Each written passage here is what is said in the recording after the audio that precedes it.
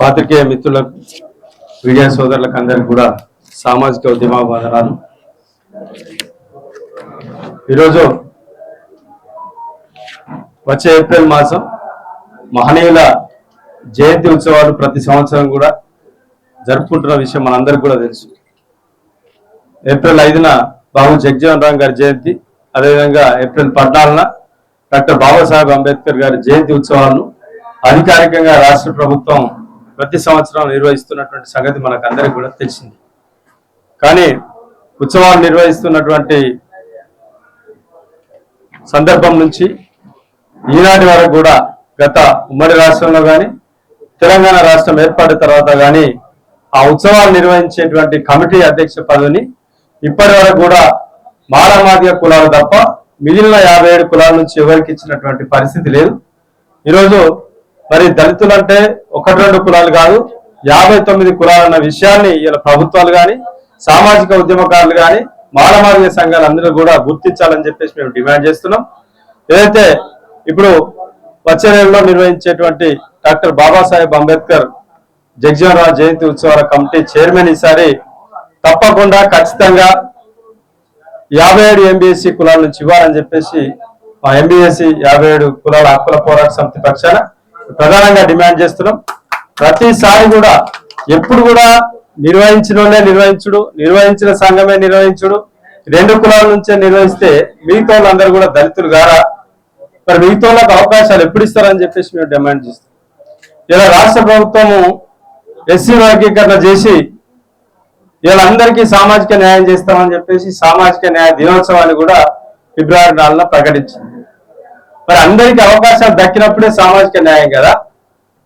మరి మళ్ళా ఇచ్చిన వాళ్ళకే అవకాశాలు ఇచ్చుకుంటా అభివృద్ధి ఫలాలు కూడా 2 కులాలకు కొంత ఉంటే మిగతా కులాలకు దక్కేది అన్నాడు.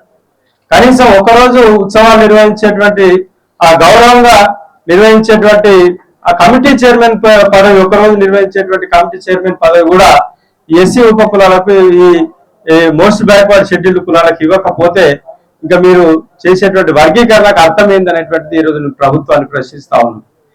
ఈరోజు గౌరవ మంత్రి గారికి మేము రిప్రజెంటేషన్ చేసినాం. ఈసారి ఖచ్చితంగా ఉత్సవాల కమిటీ చైర్మన్ ఉపకులాల నుంచి ఇవ్వాలని చెప్పేసి మేము డిమాండ్ చేసినాం. నిజంగా మీరు వర్గీకరణను చిత్తశుద్ధితో అమలు చేయాలనుకుంటే ఈ కమిటీ చైర్మన్ ను మీరు ఉపకులాల నుంచి ప్రకటిస్తే నిజంగా సామాజిక న్యాయం చేయడానికి ఇది ఒక తొలిమెట్టుగా మీరు ప్రయత్నం చేస్తారని చెప్పేసి మేము భావించవలసి వస్తుంది. లేని పక్షంలో ఏదో పేరుకే వర్గీకరణ చేసినాక మీరు దండుకోవడం అనేటువంటి పరిస్థితిని కల్పిస్తున్నారని చెప్పేసి కూడా మేము ఇలా భావించవలసి వస్తుందని మేము ఇలా ప్రభుత్వాన్ని హెచ్చరిస్తున్నాం. ఈరోజు నిజంగా దళితుల మీద ఉపకులాల మీద దాదాపు ఈ రాష్ట్రంలో 20 లక్షల జనాభా ఉన్నటువంటి ఈ 57 కులాల నుంచి ఈరోజు అన్ని కులాల నాయకులు ఇక్కడికి రావడం జరిగింది. మాంగోరడి, అదేవిధంగా మన్నె, మా దోర్ సమాజు, మా డక్కని, మా చిందు, మా పంబాల, మా మాలజంగము, అదేవిధంగా మా మాంగు, మా మాదాసి కుడువ, మిగతా మాదిగదాసు, మాలమాస్టి, ఇంకా అన్ని కులాల నాయకులు ఈరోజు వచ్చి ఇక్కడ డిమాండ్ చేస్తా ఉన్నారు ఈ వేదిక మీద.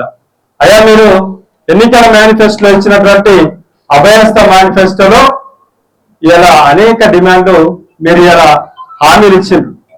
ఈ 57 MBSC కులాలకు సపరేట్ కార్పొరేషన్ ఏర్పాటు చేస్తామని చెప్పేసి మీ యొక్క పవిత్ర మేనిఫెస్టోలో మీకు రాజ్యాంగంగా భావించేటువంటి పార్టీ మేనిఫెస్టోలో ప్రకటించి ఇప్పటి వరకు ఆ హామీ నెరవేర్చలేకపోయింది.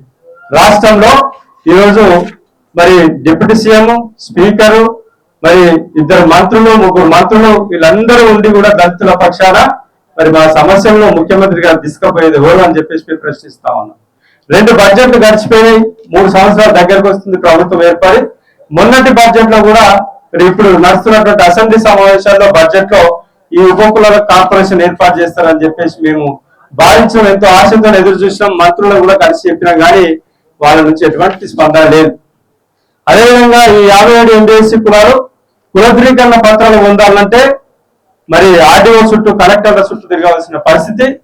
కానీ మాలమాదిగ కులాలు, మిగతా కొన్ని కులాలు మాత్రమే తహసీల్దార్ ద్వారా పత్రాలు పొందుతున్నటువంటి పరిస్థితి. ఈ వివక్షత ఎందుకని చెప్పేసి అడుగుతా ఉన్నాం. మీరు నిజంగా సామాజిక న్యాయం చేయాలనుకుంటే దళితులందరూ ఒకటే రకంగా చూడండి. వాళ్ళు కనీసం వాళ్ళ ఊర్లో వాళ్ళు కులపత్రాలు పొందాలంటే ఏదో పట్టం పోయి ఇంకో 100 కిలోమీటర్లు పోయి తీసుకోవాల్సినటువంటి దుస్థితి ఎందుకు కల్పిస్తా ఉన్నారు?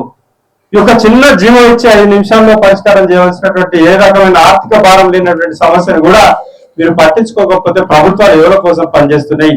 మా ప్రతినిధిగా ఉన్నటువంటి దళిత మంత్రులు ఎమ్మెల్యేలు అందరూ కూడా మరి ఎవరి కోసం, మీ పార్టీ కోసమా, ఆ పార్టీలను గెలిపిస్తున్నటువంటి మా దళితుల కోసమా అని చెప్పేసి ఒకసారి ఆలోచన చేయాలి. మరి ఈ అన్ని అంశాల మీద మీరు మంత్రులుగా ఎమ్మెల్యేలుగా తక్షణమే స్పందించి 57 ఉప కులాలను ముందు వరుసలో నిలబెట్టినట్టు మాత్రమే ఈ వర్గీకరణ మీరు దానికి ఒక సార్థకత చేకూరుతుంది. లేకపోతే మాత్రం ఈ వర్గీకరణ పేరుకే మిగిలిపోతుంది తప్పితే మళ్ళీ 57 కులాలను పెంక మీద నుంచి పొయ్యిల పడ్డట్టు అవుతుంది, మళ్ళీ ఉద్యమం లేవాల్సి వస్తుందని చెప్పేసి ఈ సందర్భంగా ఇలా ప్రభుత్వాన్ని హెచ్చరిస్తూ మరి ఈ ఉత్సవాల కమిటీ చైర్మన్ తప్పకుండా ఈ 57 MBSC కులాల నుంచే ఇవ్వాలని చెప్పేసి మేము ప్రధానంగా డిమాండ్ చేస్తా ఉన్నాం.